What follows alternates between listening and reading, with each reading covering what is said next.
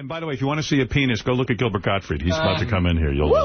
He's got the biggest one I've ever seen. Okay. All right. Thanks, girls. Thanks, Howard. Good luck. There's Jennifer and Cammie. All right. Bye, girls. Bye. Yeah. That's funny. Thanks, Howard. I think Jennifer was looking to give it to me for free. I think she was falling in love with it. All right. Thanks, girls. You could ruin the whole thing. God only knows what goes down at that bunny ranch. What do you mean God only knows? I mean, my God. They have it on TV, what goes down at that bunny ranch. I think there's stuff that really goes down they can't even put on TV. Gilbert stopped by. He's promoting an appearance at Caroline's on Broadway next Wednesday night at 7 o'clock. For tickets, you go to carolines.com. Also, Gilbert's got a book coming up. It's Rubber Balls and Liquor. Go to Amazon.com. Rubber Balls and Liquor? Sounds like a Jackie type book. Yeah. What kind of a title is that? Hey, Gilbert. Gilbert looks a mess. He's got a shirt that looks like a dress. Hey, Gilbert. Gilbert, do you put thought into what you're going to wear on the air, or do you just wing it? Whose shirt is that? Do you have an image? I was asking Billy Joel yesterday, do you ever think about your image and what you should wear? Yeah. What? It finally hit you that I don't have a stylist? Well, I didn't know. I thought maybe this was intentional. So, Gilbert. I'm here to sell my virginity. Yeah.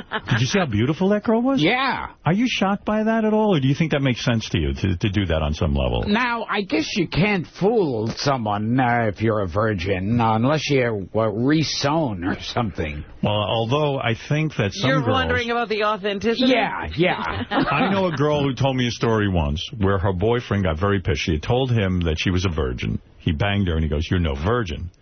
But, in fact, she was. It's just that, I don't know, I guess a hymen can break. Hymen's such a great word. I take it you've never broken anyone's hymen, right? Have you ever taken a girl's virginity? No. Never? No. Yeah, me neither. Yeah. Nobody really wanted that. Nobody offered you guys. You know, Gilbert has a great story. He sold his virginity for a Happy Meal. To a guy, you know. To some guy. Yeah. Gilbert made a whole Happy Meal, and then he gave you free fries, right? Yes. Yeah. He loved it. Gilbert, the older you get, okay. Are you bored with comedy? I get the sense that you've done it all. You've really been in it a long time, since you were in high school. I mean, you used to run out of the house. You never went to college. College was stand-up. Yeah. Do you get bored now? I mean, have you just kind of like said, fuck it, I don't care anymore? Well, I love when I get those interviews where people say, but that excitement when you're performing. Was there ever an excitement to it, or was it just a way to make money? Yeah. Well, in the early years, there was no money, so I guess there was excitement. It gave you self-esteem. Yeah. Women noticed you. So yeah. Those were all the motivating factors. Yeah. Did you ever have a dream of making people laugh, though? No. No, you didn't care. I've given up on that. Did people think you were a funny guy in, like, real life when you were a kid growing? Did they always say, oh, he's the funny one? I don't think so. I don't think those guys who are the funny ones are the ones who go into comedy so much. Right. So you were not the funny one? No. The class clown isn't necessarily the guy who can get up on stage. I kind of feel like there's those annoying guys who are the funniest guy at the office. Right. Who say, everyone says I should be a comedian. So, and those are the least funny. So who are the guys that become the good comedians? Are it the ones that were let's abused their whole life? Shy? Like, are all fucked in the head? I mean, you're all three of those. You hit the trifecta. Although I kind of think nowadays, probably those guys who were the class clown, because ever since the comedy boom hit anybody. Everyone goes up there. Yeah. Do you find when you go to comedy clubs now and work, do you sit around and watch the other comics? No. Was there a time early on that you used to do that? Sometimes I'd watch the comics, but boy, now I can't. Why? Because I can't stand watching comedy. Why can't you stand watching comedy? Did they not make you laugh? Well, now it's like you sit there and go, oh, that's kind of clever, that's smart. That's the best you could laugh. I would imagine in the beginning stages you would go watch the other comedians because you wanted to learn. You wanted to see what they did so that you could maybe pick up some tips or something, right? Now I go into clubs and the opening act says, oh, could you let me know what you think of my act? And I go, I never watched the other acts. So people want you, now that you're an elder statesman of comedy, believe it or not. Because you've lasted so long in the business. You are an elder statesman of comedy. That's frightening. And some of the young comics come up to you and say, Gilbert, please, would you give me a hand? Would you, in a sense, mentor me? Oh, Watch my ass. Right. And you don't want to do that. Yeah, boy, they have the wrong person. But why do they have the wrong? Wouldn't you like that role? Wouldn't you like to help? Like Jerry Seinfeld is helping out Colin Quinn right now. He's producing his show on Broadway. And he's like, Colin Quinn's a kid. Well, trying to make it not exactly the same thing. But why not? Like, why not say to a guy, you know what, maybe you could improve here or there. You just don't want anything to do with them. I'll pat myself on the back if I say to a younger comic, well, good luck. Right. Yeah, that makes me... That's about as much help as you want to give?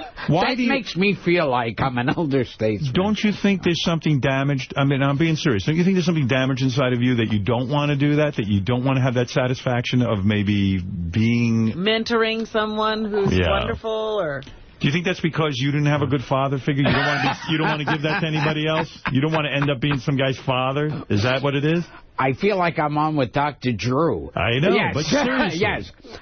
No, I don't know. I just, I guess I've just been selfish that way. Are you a selfish guy? Sure, why not? When you went out, I remember this famous story, when you went out on stage, that you were opened for the Go-Go's. Oh, yes. And by the way, I've always wanted to ask you this since we're on satellite radio, because on terrestrial radio, you can never tell the story properly. When you were opened up for the Go-Go's, and they told you, listen, it's going to be all young teenage girls, preteen girls, do not go out there and say anything dirty. Yeah, they said it's little girls and their mothers are out there. And so you went out to do your act. You started to get booed because you were being, I guess, a little too dirty. And then you lost it, right? You went berserk. No, first I tried to work clean, and I wasn't getting any reaction. You were bombing. Then it started to get slightly risque, like a Johnny Carson, slightly risque. Right. And then just out-and-out cunt jokes. What were do you remember? And if you don't remember, that's okay, but do you remember what you said to that audience that night of teenage girls? Do you remember the cunt jokes? Oh, God, let's see. I mean, I don't know if I remember each one. Do you remember any of the jokes? Yeah. You do? What did you say? Well, I remember the most gross one I think I told was, what's red and climbs up a woman's leg? A homesick abortion. Yeah, so I think... Right. And from then on, it got worse. What happened? You lose it, Gilbert? Yeah. I just said, I'm bombing here. This is not my crowd. These are not people I should be talking to. And fuck the promoter for saying that to me. Did you feel any sense of remorse or guilt by infecting those young girls' minds with all that dirty, filthy talk? No. And I remember then when I got home, when I got off stage, no one was really looking or talking to me. And, like they kind of turn their head, like when you're like a witch in Salem. And then when I got home, my agent called with the classic, well, first of all, everybody there loves you. That's, they just adore you. They think you're wonderful. Right. And that means you're going. Yeah, you're a piece of shit. Yeah, that's like when you're on a date with a girl and she says, well, I think you're a great guy. That means you're not going to get laid. I think, what I think is remarkable about you, and I don't even know how you pull this off, and I'm not joking, this is remarkable. You're the guy, I mean, you'll come on here, you'll use the N-word. Yeah. You'll tell anti-Semitic jokes, anti-black jokes, anti-gay jokes. You are probably the filthiest comic I've ever heard. Yeah. And yet, in the same career, Disney thinks nothing of hiring you for cartoons. I don't know. Do they ever listen to your act? I mean, like do they know you? I don't think Disney would ever hire me for a cartoon. Yeah. Because I'm a scumbag. But you, I mean, I don't even know how you pull off both things. You're the family. Like Gary's kids are thrilled you're on today because you're on every Disney cartoon. Oh, well, Gary said to me just backstage, he said his son, recognized my voice from all the cartoons. And he says, I know him. He comes on the show with me. And he goes, yeah, he comes on the show and says, cunt. Do kids walk around and go, oh, I know who you are? Sometimes their parents will go, oh, you know who this person is? In the cartoon, don't you... in all the different cartoons you're in, isn't it always the same voice? Yeah. Do you ever change it? On one of the Cyber Chase cartoons... Yeah. You changed your voice? You got a new voice? What is in Cyber Chase? What is Cyber Chase? I don't even know. No one's ever known. Yeah. It's been on for years on PBS. Right. And what is an your educational cartoon yet. And what is your character's name on Cyber Chase? Once again, a bird named Digit. Digit. It's always a bird. Yeah. Why is that? Have you been typecast as a bird? Yes. And you're Digit. Affleck Duck. The Affleck Duck, parrot and Aladdin. People think the Affleck Duck gig is easy, but you go in there each time and have to do new Affleck sounds. Is that correct? Yeah. What, you mean they can't just... all you say is Affleck? I think they know they're paying you, so they're going to have you work regardless. So all you do is walk in and go, Affleck. Yeah. That's it. And it's the funniest thing, because it's like, they'll go, make it more angry, and I'll go, Affleck. And then they'll go, make it kind of shy, and I'll go, Affleck. And I go, yeah, that's better. Yeah. You'll stand there all day rather than follow their directions. Yeah. Is that because you understand who Affleck Duck is and what's best for that character? Or are you just, like, lazy? Yeah, I'm like Meryl Streep. No, you won't do something you don't think is right. Yeah. Correct? You think the right sound is just to go, Affleck. Yeah. Right. How do you get that angry? Or how do you get that... I mean, what do you do when someone gives you a direction like that? But is that all you ever say in that commercial? Affleck? No. The hard parts is they go, okay, now you're slammed into a wall. Right. Now you're going down a drain. Now you're falling down a ditch. And what do you say? Then it's a bunch of ow, ooh, ah. That's it. Yeah. Does that take all day? Yeah. Yes. And then sometimes, now you're drowning in a pool, so I'll fill my mouth with water. And I'll go, ah, ah. What would it sound like? I sound like Gary. What would it sound like? Actually, like Artie. What would it sound like if when you do the Affleck Duck drowning, you think of Artie, and that's how you get the voice? No, I sound that way, like, Does by the way, have you been in touch with Artie to see how he is doing? Because I know you're concerned about people. You reached out, sure. This is funny. Two people, I figured, just out of boredom. Right. I was backstage at the Tonight Show, and we're waiting around, and I'm really bored. So I figured, I never called Artie or... and I can't, or Greg Giraldo to say, get well. Right. So I figured, you know what, I might as well do that. Right. And I called them both to say, get well. And I just spoke to their managers. And then, 10 minutes later, someone comes up to me and goes, oh, Greg Giraldo just died. And didn't you... I think he was shocked. And didn't you immediately start tweeting jokes about Greg Giraldo's death? Yeah. You took some criticism for that, didn't you? Yeah. I said, if Greg Giraldo is cremated, will that be the Greg Giraldo roast? Right. You tweeted that immediately. Yeah. And I said, good news, his family's clearing his apartment, and they'll be sending me a set of bath towels marked GG. You tweeted that? Yeah. Do you really think you should be tweeting?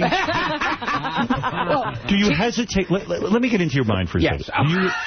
Do you hesitate at all? Greg Giraldo, comedian, very tragic. He died. It was someone you knew. Someone you knew. You worked with Greg, right? Oh, yes. And all the roasts. And you admired him, right? Yeah. You know his background. He was a lawyer. He stopped being a lawyer. He was a Harvard lawyer and everything. Yeah. Had a family with children and all that. Do you hesitate for a second when you tweet? No. Is that right? No sense of is this right or wrong? And then TMZ picked it up, and they did a contest. Right. Saying, hilarious or horrible. And how would it work? Right down the middle. No kidding. A few 100,000 voted. And people thought it was 50-50. Isn't that terrible? You'd think people would condemn you for it. Yeah. Even you would condemn you for it. You voted against yourself. What is it? You have to be first with that tweet? Yeah. Is that it? Because that's the funny thing. It's so inappropriate that it's funny. That's what funny. happened with September 11th. What happened there? Oh, that's at the roast, at the Hugh Hefner roast, where I said, I have to leave early tonight. I got a flight to L.A. I couldn't get a direct flight. We have to make a stop at the Empire State Building. So you said that? Yeah. Were you criticized for that? Oh, yeah. Well, the audience was hissing and booing. You like when they hiss and boo? Yeah. I'm used to it. All right. So the question is, the older you get, does it become more difficult to do that kind of stuff? Is it to be the one who comes out with the first inappropriate joke? Is that a difficult role to play at this point in your life? Well, I don't try. I don't go, ooh, I got to come out with one. It just comes I started to sound like Joey Ross then. Is it because you don't want to sound like the sappy comedian who goes, whenever a comedian dies, they turn to the other comedians and they go, well, what did you think? He was a wonderful man. He was a wonderful person. The reason there are so many people at this funeral tonight, it just proves that people show up if you give them what they want. So you don't want to be that guy. You don't want to be the guy to go to for the nice quote. Yeah. You want to be the guy. Do you think in some way... Oh, the guy who says... He's making them laugh in heaven. Or he's the reason we're all successful. Yes. He's joined that great band of comedians in the sky. Yes. So, in other words, if I die tomorrow, I can't rely on you. Oh, God, I can't wait for the tweet. I can't rely... I'm going on Twitter when you die. I can't rely on you to be sentimental about me at all. You won't come on there and say, Howard was always a good guy to me. He had me... That won't happen. I'll have to, rush right. What would you tweet? It depends on how you die. Gilbert, you get the word that I'm dead. Yeah. I'm 3 minutes cold in the grave. What do you tweet? Do you have any idea what you would say? See, I already feel myself panicking, going, what do I say? What do I say? TMZ is going to be calling, this is your moment now. I've died. I'm buried, but my nose is still sticking out of the ground. Yes. You know what I mean? Oh, well, see, that I can use. Oh, maybe you could say that. Yes. Buried Howard Stern, but his nose is still sticking out of the ground. Yeah, they saved on a tombstone. Yeah. You could even tweet, hey, I think I'm going to bring some extra dirt to the funeral. They have to cover that nose. Maybe that's good. They're asking everybody to bring dirt. Right, what is it? Gilbert's bit about Artie stabbing himself on Gary Page 1 in Row. Okay. I want to hear this. I've never heard this before. Did you actually have a bit on this? No, I just came up with it then. Bending over to put your shoes on is a back-breaking chore. One wrong step, you could end up on the floor. And trying to get... Oh, that's your Houdini commercial. Yes. Wait, I'm going to get back to that. Wait, where is this? Wait a minute, you're doing Houdini?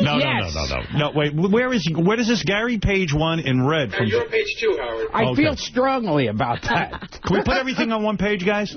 All right. Now, I know you gave Artie advice when he was putting out his DVD. Have you talked to Gary? Did you give Gary any advice? Yes. I said, put embarrassing photos of yourself. Well, he handled that part. Yes. In fact, I was the one who said to Artie, take a lot of drugs and try to stab yourself repeatedly. Wow, too soon? That was my idea. He called me up. He said, I'm really stoned and depressed. I said, here's what you do. Stab yourself repeatedly. Did that help him? I hear he's doing much better now, so evidently it did help him. I think it did, because he said, should I just stab myself once? And I said, no, once your time. You can't be sure. There are parts of your body where you won't bleed to death. Wow. So I did not expect that. So you don't hear from Artie after something like that, do you? I was very offended by that. So you're not a sentimental guy? No. That would gross you out. That would turn you off. Do you always want to be in that role? Do you ever break down and get sentimental at all? Only if it's about me. Right. Yeah. So even when Robin ran the marathon, you tweeted terrible things about Robin, right? He tweeted about me? He tweeted about you. Yeah. What did you say? Do you know? I said that Robin's running the marathon. Those people sure can run. Right. Imagine if you handed her a basketball. I see. and then the other one was... I have it in front of me. Okay. Imagine how much faster she would have run if she had just held up a 7-Eleven. That's what you said. Yes. Can you imagine, Robin? Oh, my God. I had no idea. Yes. I would have... it was all racist jokes. And by the way, I would have loved to have known. What are you doing on Twitter? Because you're like the least technologically able guy I know. I know enough to hit my fingers on the letters, like one at a time. You do it. So do you have a cell phone now, someone told me? Yes. When did you get... This is your first cell phone, right? I've had it for about maybe 2 years now. Oh, you have had it 2 years. And how long have you been tweeting for? Oh, God. Yeah, also, I think about 2 years. And you're able to get on the Internet now as well? Yeah. Wow. And you just started using email, someone told me.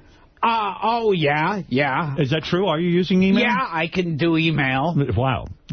What? I feel like a chimpanzee on it. Yeah. Well, it's a strange affect, you know? Here's what I was going to ask you. This is the reason why I played Houdini, and I'm going to play it a little bit. Yeah, what's that all about? The Houdini commercial is maybe my favorite commercial on TV. It's real. Yes. I've seen you'll do any commercial, right? Pretty much, as long as they pay you. Yes. And Houdini, it's amazing to me. It's a product. It's a shoehorn that has a telescoping wand. It's people who don't want to bend over to use their shoehorn. I can't, basically. Well, I mean, my God. They show in the commercial it's old people and they're falling over dramatically. And they also show very fat people. Oh, yes. Fat people and old crippled people. Were you paid well for Houdini?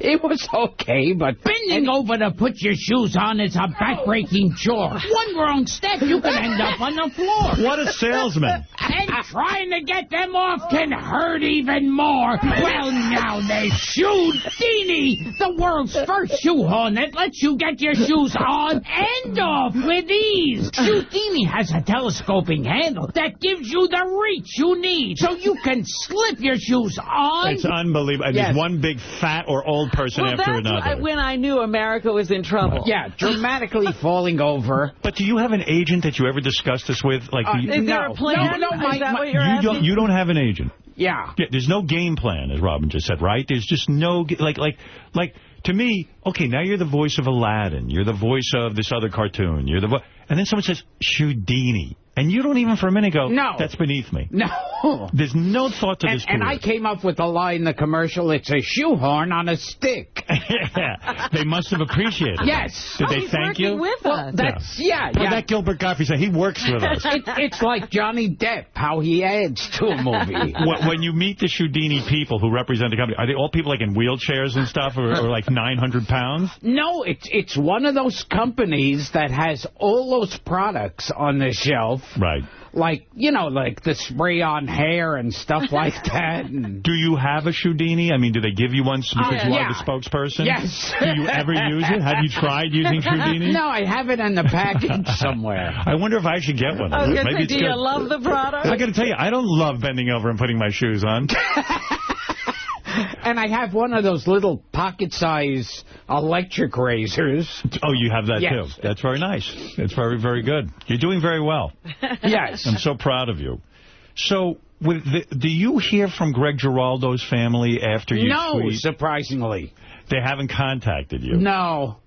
Did you know him? I'm hurt. Did you know him well? I mean, did you ever have a personal conversation with Greg Giraldo? Not too much. I'd see him like at jobs and we'd talk. So are there no comedians that you can sit and say, hey, how do you find the world of stand-up comedy? How do you get along? How do you do the road?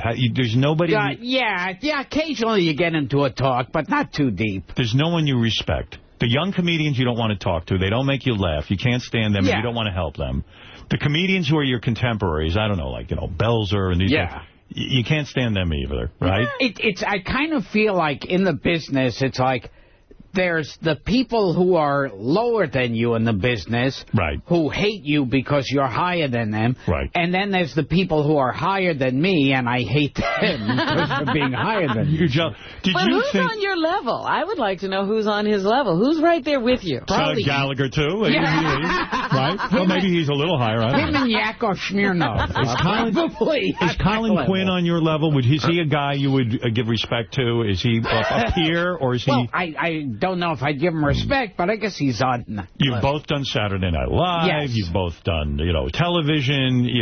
Would you say that he is a guy that is a peer, that could stay in a room with you and not be jealous of you, and you won't have to be jealous of him? Or no, I'm sure we'd both be secretly hating each other for whatever reason. Well, I even noticed with comedians, they're mean to each other. Like, I know that Colin was at Gary's book signing. You were there.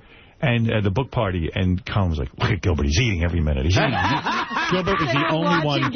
Gilbert went right over to the buffet. Like, there wasn't even a buffet. Gilbert somehow made hors d'oeuvres into a meal. Yeah, I find where the waiters are coming out of with these trays. People think you're joking, but you're not. No. You have a mission when you get invited to a party to get a free meal. I immediately stake out. I go, oh, that's the door they're coming out of, and I stand there. You really love free food. Yeah. What is I did, Gilbert did my charity thing, and the first question he asked was, where do I eat? Right. It's a dinner, where do I eat? But people think it's a joke because you really don't want to talk to anyone, Oh, wait, Artie Lang wants to talk to you. Hold on, he's on the phone. Hey, Artie, what's up? This was completely out of line, man. Yeah, I mean, making jokes about you is ridiculous. You're really fucking pissing me off. You really are. Now, what do you say to that, Gilbert? Well, now I'm hurt. That pissed me off. I mean, you call me a bullshit. You never call me this week, ever. I never got a fucking phone call from you. You fucking piece of shit. You know, shit. Wow, I guess he's really angry. All you do is laugh, though, right? Yes. Nothing touches you. Yes. You're saying stupid shit. What is that, Artie? Go jerk off to Star Trek. All right, thank you. You piece of shit. All right, okay, all right. Well, he's clear. I do jerk off to Star Trek. You know that wasn't Artie, right? Oh, you didn't know. You don't care. Yeah. Nothing bothers you, right? When people yell at you or scream at you and all that kind of thing. Only if it's about me. Do you get passionate about your wife? Like if she gets angry with you, do you get nervous or upset? Then I just want to leave.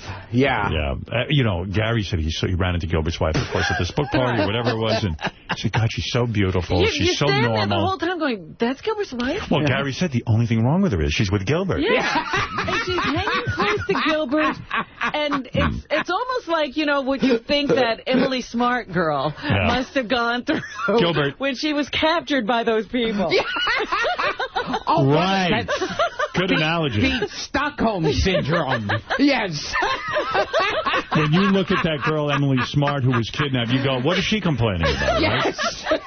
Yes, she seems in great shape. When you were a young man starting out, and then things really started to happen for you, when did you start to feel like you were becoming a known, successful comic who would be able to make it in the business and be able to make a living? What was that point? I feel like I've gone through a bunch of those where I thought, okay, now I've made it. And then you realize, then you don't get work for a long time. What was the first thing that happened to you in your career where you felt like, now I've made it? Wow. Let's see. The funny thing, I never felt that way about Saturday Night Live, and I was right.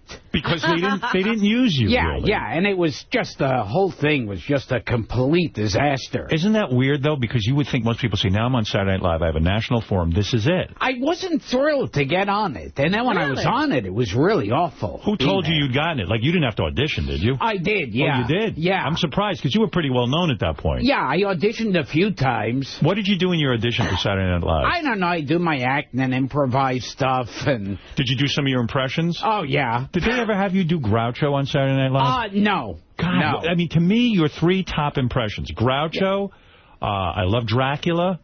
In fact, I just watched again Son of the Beach when you were on and you were the Jewish lifeguard and you turned into Dracula. It was like just heaven.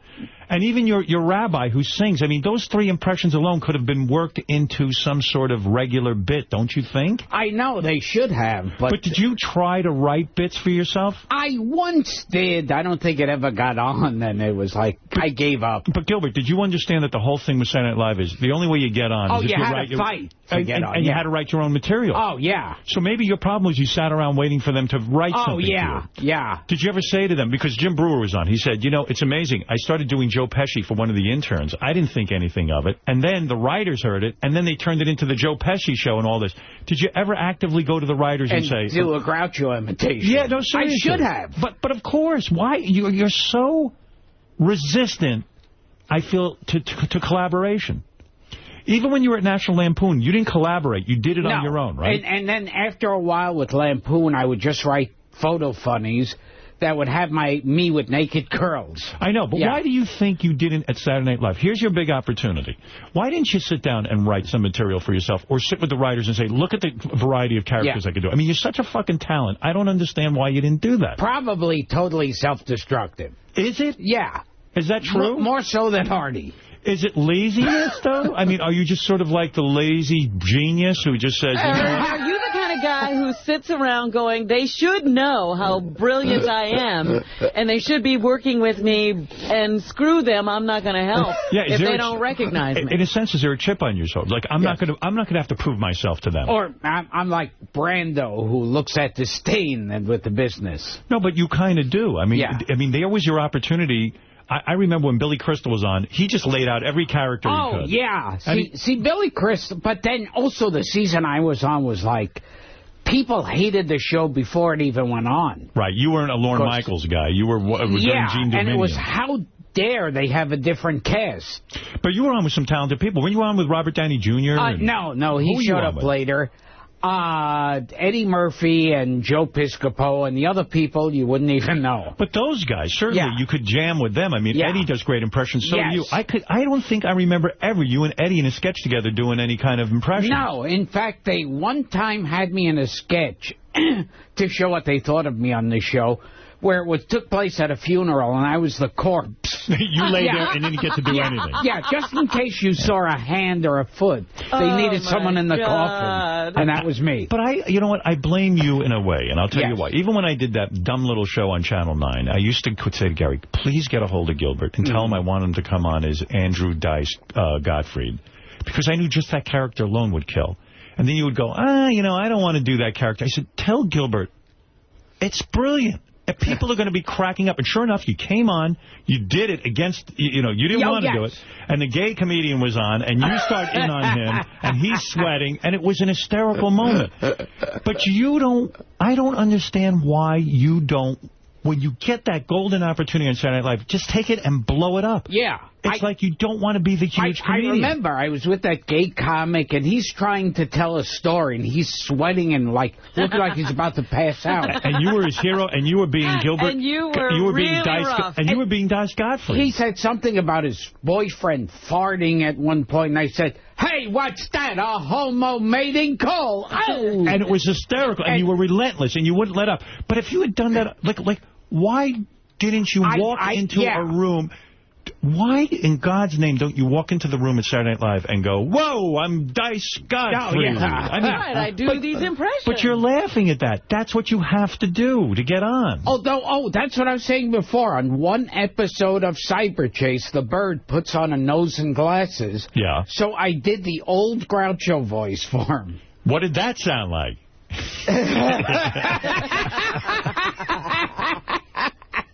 What did you do? That sounds like a Leno interview. So I read in the paper somewhere. I don't know where I heard it. Be serious with me. Yes. I can't believe how you blow these opportunities. And I know you're not doing it on purpose. You don't think it's on purpose? I don't know what it is. I can't figure out why. Because I remember Gilbert had just done Aladdin. Yeah. Everybody loved that movie. Yeah. Robin Williams blowing up, Gilbert Gottfried's blowing up. They invite him. They had some kind of comedy award show or something that year. And you came out and you were absolutely profane. Yes. And totally blew all the goodwill that had been built up. Like he was banned and articles are written how horrible Gilbert, he is. Are you like the kid who gets on a baseball team or something? Yeah. And then maybe the baseball team's the wrong analogy. But in other words, the idea of sitting there and collaborating and pitching your ideas and being, Billy Crystal in the room saying, I can do this, I can do that. Or even being accepted. Does it just feel like a desperate plea? Like you're not going to beg anyone to put you on? I mean, how are people supposed to know what's inside of you unless you give it to them in a writer's room? Maybe early on I felt that way. Now I feel like, I don't care. Because sometimes back in the days when I did the Channel 9 show and I always wanted you on, I would say, I said to Gary privately, I want to shake Gilbert. I want to shake him because I believe his career would be so huge if he would do this, this, and this. And Gary would say, well, why don't you say it to Gilbert? I go, because Gilbert's so difficult. And I don't want to insult him, but he's so fucking talented. And I believe in your talents, like, probably more than you do. I feel I know what you need to do, but you don't care. See, you should have been my agent. I should have been. Because I know... But how are you going to stop him from going out and telling the inappropriate joke at the wrong place? I don't know. How are you going to stop that? Well, listen, that's the problem. That's why I wanted to shake him. I was going to shake him like a baby. Robert just reminded me, when she was talking about that thing, I just remembered, Gilbert was... had got invited to the Emmy Awards, which is a big deal for a comedian, right? They don't put a lot of guys on. And what happened there? You told a bunch of masturbation jokes that they cut out and they banned you from Fox. I did a whole Pee Wee Herman routine. But by the way, that's not even what I'm talking about. I understand that. You did what you felt was your comedy. I get that. I went out on MTV and showed my ass and they told me not to. I get it. But by the same token, if this is a guy who's now being welcomed into the mainstream, and all he has to do is go out there and not fuck it up. Right. Yes. And you'll get more and more work. Well, I did stop Kinnison from making a fool of himself at the Grammys. Absolutely. Yeah, he was about to self-destruct, and I said, no, you're not allowed to go up and do that. And he listened to me. I don't know how that worked. But with you, I just go back. Okay, so what was the moment in your career that you thought, this is a breakthrough moment, and my career is going to be skyrocketing? Oh, before I forget, because you mentioned Kinnison, he came up to me after the Emmy Awards, where I got in so much trouble, and he was, like, laughing his ass off, saying everybody was worried about me, and no one was worried about you. They were all saying, oh, how's Sam going to fuck us up now? Right. And he worked totally clean everything, right. and I had the scandal of the night. And I understand that. Believe me, I do. I'm the guy who goes up and does crazy shit. Oh, so I get that. It's just I never understand why on Saturday Night Live, particularly with you, I think that was the perfect forum for you, because you do great impressions and you have this like weird sense of zoning in on the very essence of Groucho or Georgie Jessel. If you, in my mind, in Saturday Night Live, if you had walked out in the Georgie Jessel general's costume, even if people didn't know who Georgie Jessel was, it would just be that character. It was kind of like Billy Crystal doing Fernando Lamas. Right. No one knew Fernando Lamas, but they knew. So why didn't you connect with the writers on all that? I still don't understand it. What went wrong? Yeah, I don't understand either. Did I would lay in bed every night after an experience like that and getting fired from Saturday Night Live, and I would go, I should have done my Georgie Jessel for him. I should have done... This is what I'm asking. Did he ever talk to the writers? Did he sit in writing meetings? Did he... Yeah, I was just kind of falling apart between me and them. What? And you don't know what that is about your personality? Yeah. That it's something rubs you the wrong way, but sitting there kissing their ass, so to speak. Yeah. Right? Yeah, something. I don't know what it was. It's crazy. Yeah. So is it self-destructive, you think? Oh, it has to be. Yeah. But you refuse to go to a psychiatrist and try and work that out. That would make you... Do you go to a psychiatrist? No. I think you're against collaboration of any kind. Like, it would mean you had to rely on other people. And I think you like to think of yourself as an island. I think that Gilbert thinks he's better than any of these other people. No, I don't think it's that. I think he thinks he's more talented. Maybe early on I'd have both feelings going on, like I'm better or I'm totally worse. Now it's just... So maybe Robin's right. Yeah. You had disdain for some of the writers there and some of the creative process. And wouldn't you get jealous, though, when Eddie Murphy was going out there every week and doing all these whacked-out characters and getting all this fame? Yeah, no, I always get bitter for anybody who's doing well. Did you think, at this point in your life, at this age, that you would be further along in your career, that you would be way more famous? Oh, of course. You did? Yeah. Are you disappointed? No, like, somebody said, actually it was another person I do an imitation of. Who? Of David Steinberg. You do David Steinberg? Yes. Now, that's really obscure. Yeah, that's what I love. That sounds. Okay. He refute the allegations that the literature of the Middle Ages was moribund. See, there's another character. Yeah, Absolutely. He one time said to me, he said, Gilbert, always be warm. Never get hot. If you get hot, you burn out. Just always stay warm. Guess what? He burned out. Oh, yeah.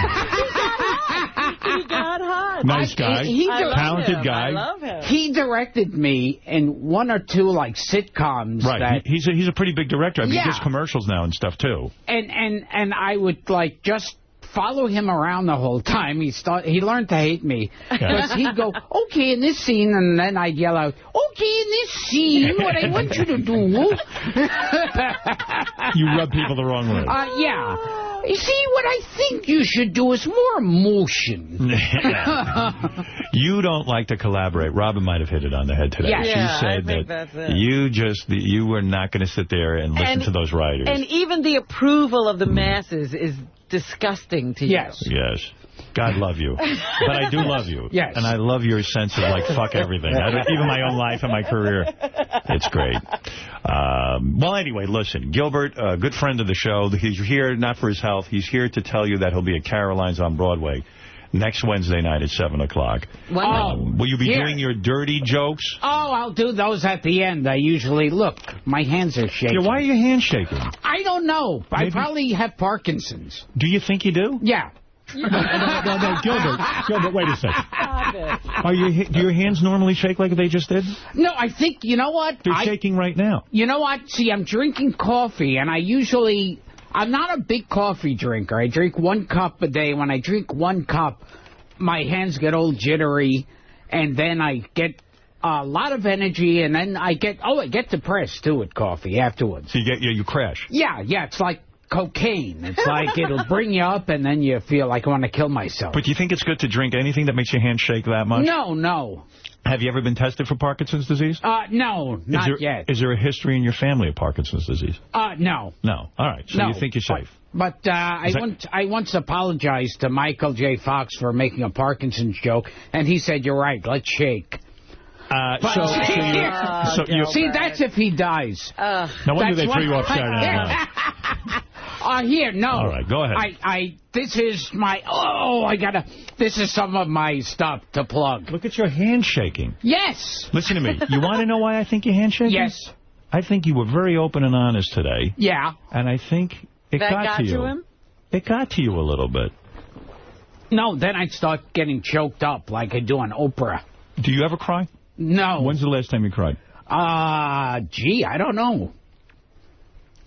Come on, you know. Yeah. Wow.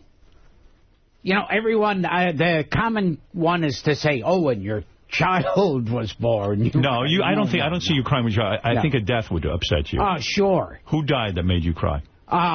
Let's see. Grandpa Gottfried?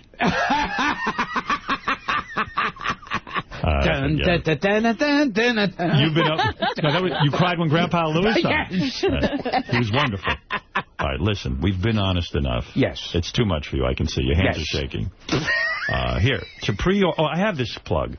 To pre-order Gilbert's upcoming book, Rubber Balls and Liquor. Now, what's that about? Is that like a Jackie Martling type joke book? No. Are you getting into that field? I've got stories in it, but nothing gets too deep, yeah. This is not your life story. This isn't like They Call Me Baba Booey.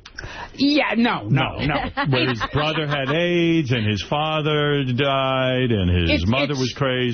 It's none of that stuff. If Gary had written the book not giving a shit and just wanted to go for a cheap laugh, that's this book. Did you? I saw that you got a free copy of They Call Me Baba Booey at the book party. Yeah. Did you actually go home and read it? Were you curious to even thumb through it? I thumbed through like about 3 pages. I made sure to get a free book. I could picture you getting through 3 pages and laughing hysterically. Yes. Because that would appeal to you in no way, to sit there and reveal the details of your life, right? Oh, yeah. And based on what little I've seen of your family and what little you've opened up to me, especially when you were sick in the hospital, your life story would be way more fascinating than anybody's on the planet. But you will never reveal that, right? You will never go into your pain or your darkness. It's like I reveal some of my private life, but to such a, I gloss over it. In the book. Yeah, and go, like I said, for an easy laugh each time. Why don't you sit down? Again, I'm going to be your agent now. Maybe you'll listen to me. Sit down and write the real Gilbert Gottfried book. It would be amazing. Oh, it would be fascinating. I'll sit there and interview you, have somebody transcribe it into a book, because I guarantee if you opened up entirely, it would be the most fascinating and dark and depressing book of all time. You know, I think if I ever did that, like if I did it with you instead of live at the Actors Studio. Right. It might be okay. Yeah. If you saw that guy doing it live at the Actors Studio, you punch him in the head. Oh, yeah. Right. And then Problem Child came out. Meanwhile, I bet Problem Child, you thought things were really going to break big, right? Oh yeah. Beverly Hills Cop 2. That was major. You thought that was going to be a big moment. Yeah, every critic singled out my scene. And nothing happened. Nothing. Was that your biggest disappointment? There had to be bigger ones. Oh, one of them. Yeah. Have you ever gotten to fuck a famous girl? No. What a shame. Yeah. You haven't? Never fucked anyone famous. Wow. Is that kind of disappointing to you? Or anyone who resembles someone famous. Right. You would even like a Megan Fox lookalike. Yeah. All right. Well, I do remember that time we went to that penthouse party. Gilbert wound up getting thrown out. Oh, yeah. For bothering the girl. Did you ever pay for sex?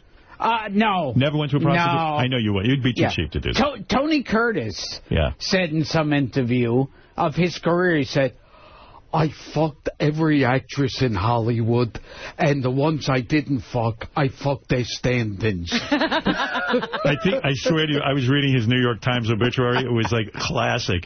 He was some character. I see, more so than his movies, I loved him being interviewed. Yeah, because he talks like old Hollywood, and there's no governor on him. He just goes. He talks about fucking Marilyn Monroe and all that stuff. Like I read his obituary in the New York Times, and like Jamie Lee Curtis's daughter could barely, like she came out with a nice statement, but you could just tell her life must have been hell for him. Yeah. I used to see him running around in Hollywood with a different young girl, and he was already like 80 years old. Yeah, he was 80. He'd be going out with some 19-year-olds. And so proud of his fucking, right? I mean, totally a Cro-Magnon. Just proud. He had that great, like, toupee that you could spot from 2 miles away. And yet it didn't matter. It looked great on him. It didn't fool anybody. Yeah, and yet it worked. It was part of this whole thing. You liked him. You liked old Hollywood. Oh, yeah. You love all those old guys. Yeah. Sammy. I actually saw live, and that's the key word,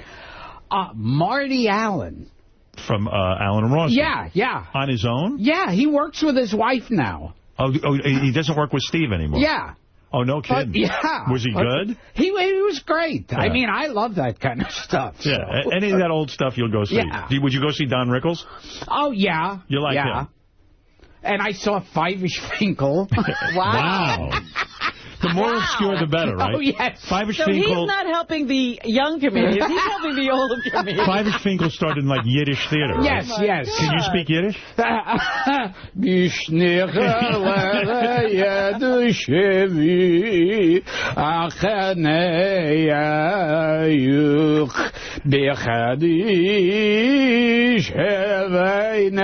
Saturday Night Live, annoying Jewish guy. Done. Sketch over. Why not? Why didn't that happen? Had you been the writer or producer... Of course. Yeah. I knew how to use you. Yeah, I would have been like John Belushi, including the dead part. When you do that impression, are you actually saying Hebrew words that you know, or is that just your impression of Hebrew words? It's kind of my impression of Hebrew words. And does that represent your parents dragging you to temple every Saturday? Were your parents ultra-Orthodox? No, they weren't religious at any. But we wind up going to temple when it would be like... for funerals or like somebody else's bar mitzvah. But when you do that, it reminds me of being a kid and being stuck for hours and listening to that shit over and over again and meant nothing, and you just sat there and just want to kill yourself. Oh, yes. Yeah. Were you bar mitzvahed? No. He's not even circumcised. I blew him the other night. Well, there you go. Listen, you are delightful, as always. Your book not only deals with dirty joke. Do you have a favorite dirty joke right now that you can share with us from the book? Oh, let's see. I'm trying. I don't repeat the jokes from the album. Right. Onto the album. It's DVD. Right. Gilbert Gottfried, dirty joke. I still say that. Yes. But there are dirty jokes in the book. Yes.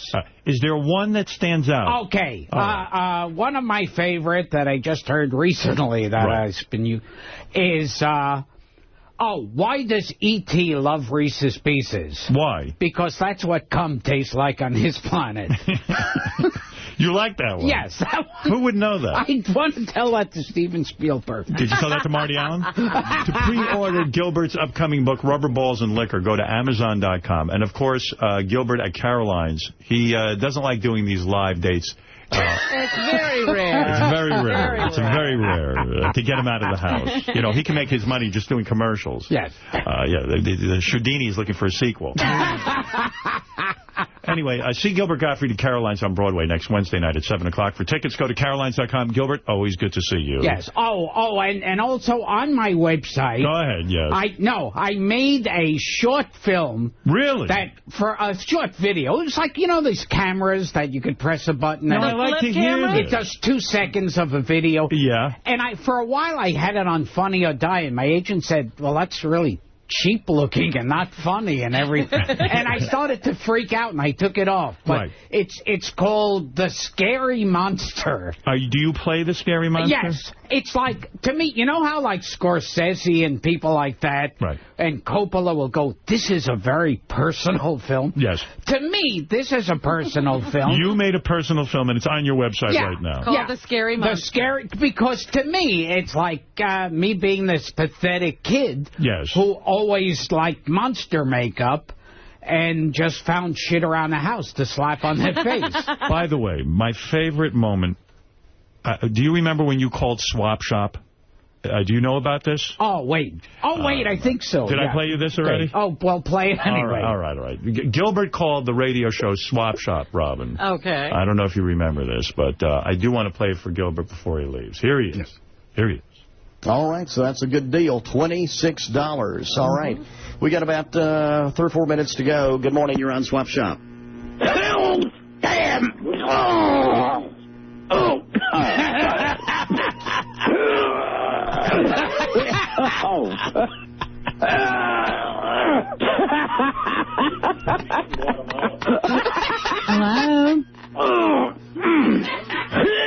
Hello? Okay, let's go back to line 1. Good morning, you're on Swap Shop. Well, hello there, children. Hello. I was going to have some more soldiers in Afghanistan.